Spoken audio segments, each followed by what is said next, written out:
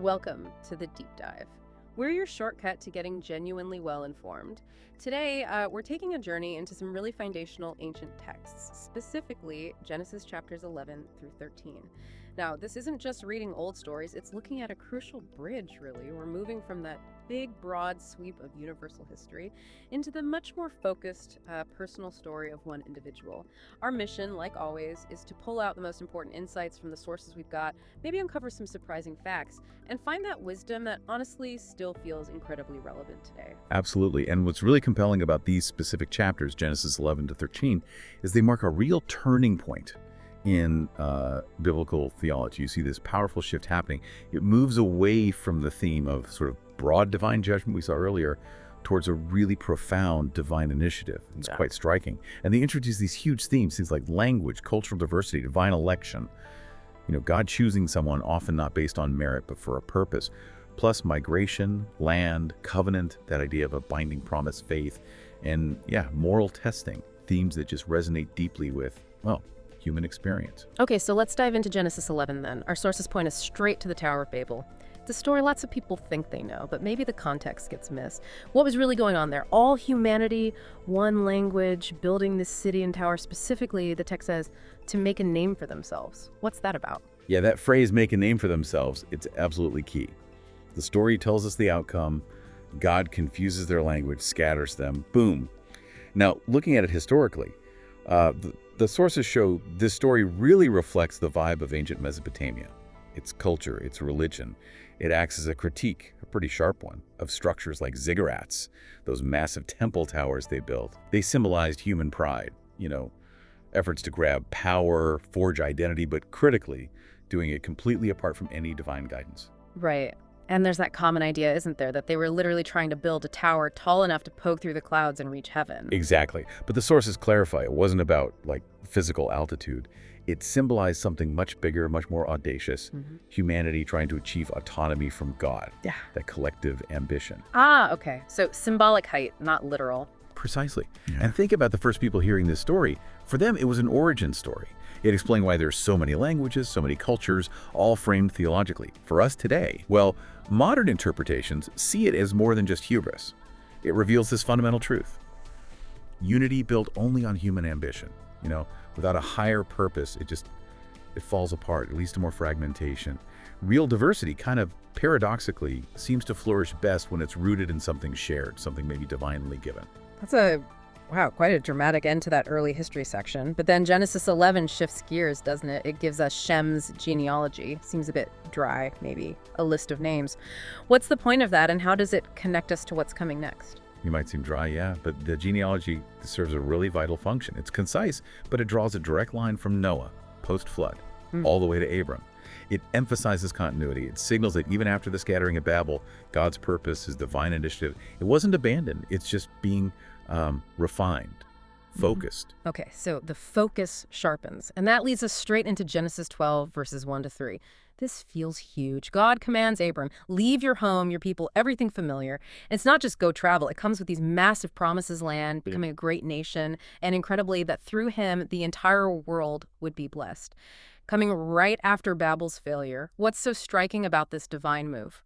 Well, what really stands out is just the sheer implication of God's choice. Why Abram? Why this guy? The sources suggest, and this is important, that this divine election, this choosing, it doesn't mean Abram was somehow better than everyone else. Instead, it comes with this profound responsibility, a mandate, really, to be a blessing to others. This moment is not just personal for Abram. It lays the groundwork for how Israel understood itself and for the whole concept of the Abrahamic covenant, that huge ongoing promise about descendants, land, and universal blessing. And Abram's reaction in verses 4 to 9, it's immediate, isn't it? He just goes, obeys. Journeys to Canaan, builds altars at Shechem, then near Bethel. These aren't just random campsites, are they? Building altars feels significant, like staking a claim, but a spiritual one. Imagine that, just uprooting your whole life based on a voice, a promise. It's an incredible act of, trust, deep trust. And historically speaking, his actual journey moving from Ur, which was a major city, then to Haran, another significant place, and finally down to Canaan. It actually mirrors known migration patterns from the Middle Bronze Age. So Ur and Haran, they were real prominent city-states back then. It gives the story a sense of being grounded in, actual historical realities. But the path wasn't smooth. It wasn't all perfect faith and easy travel, was it? Our sources highlight this really interesting, maybe even uncomfortable episode in Genesis 12, verses 10 to 20. Abram goes down to Egypt because of a famine, and there he makes this ethically questionable call. Tells people Sarai is his sister, not his wife, to protect himself from Pharaoh. What's going on there? What happens? Right.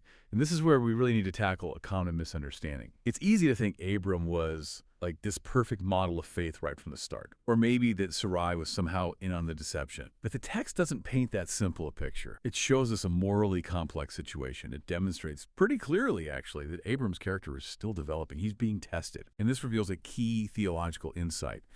Abram's deception, yeah, it's a moral failing, definitely. But it also shows how deep faith can exist alongside very human fear, self-preservation instincts.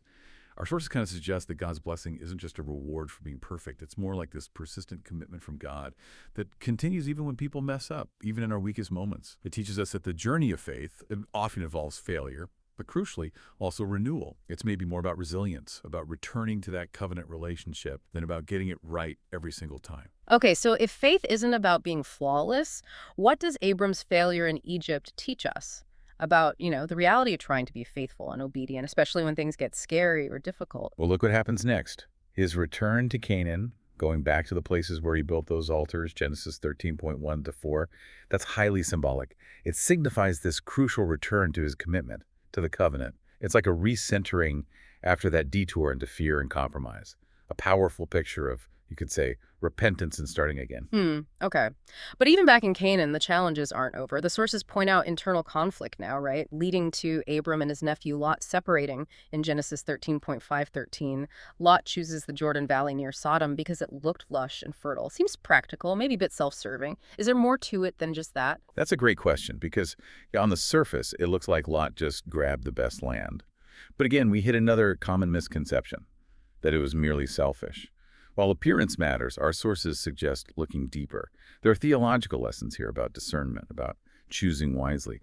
Lot's role here, his choice, it actually kind of foreshadows later conflicts and decisions in Genesis. And their separation itself, the way Abram handles it, it models a kind of ethical leadership, humility, foresight. It shows a way to resolve conflict, even within family, that isn't just about immediate gain. It considers the longer-term implications, maybe the spiritual landscape, not just the physical one. Interesting. So right after Lot leaves, literally in the next verses, Genesis 13.14-18, God speaks to Abram again, reaffirms the promise of land, tells him to walk through it, look around, and Abram settles in Hebron, builds another altar. That feels like a reinforcement, a doubling down on the commitment after the separation.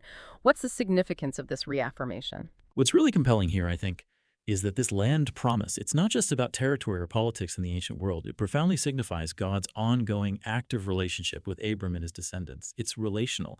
And as the sources note, it's fascinating how these ancient promises about land still echo today. They have real geopolitical weight in modern debates, like those surrounding Israel and Palestine. It shows the enduring power of these narratives. If you think about the intention of the original writers weaving all this together, they're creating this powerful contrast, aren't they? You have humanity's failure at Babel, trying to unify based on their own power, apart from God, total failure, scattering. And then juxtaposed with that, you have God's proactive call to Abram, one person called out to become a blessing for everyone, for all families of the earth. These chapters just scream divine initiative, covenant promise, and the real, often messy, ethical and spiritual journey of someone trying to live faithfully. Wow. So bringing it all together then, Genesis 11-13 really is this major turning point.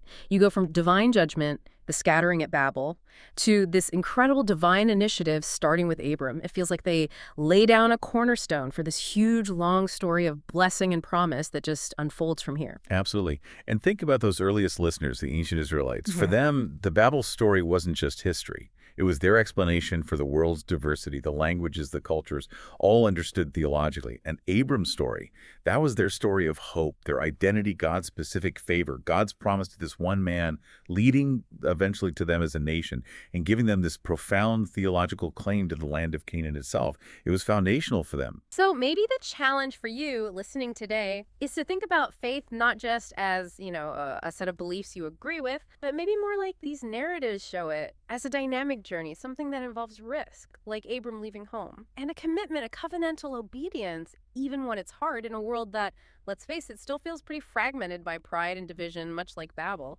What really stands out to weigh you from this deep dive into Genesis 11 to 13? Something to think about.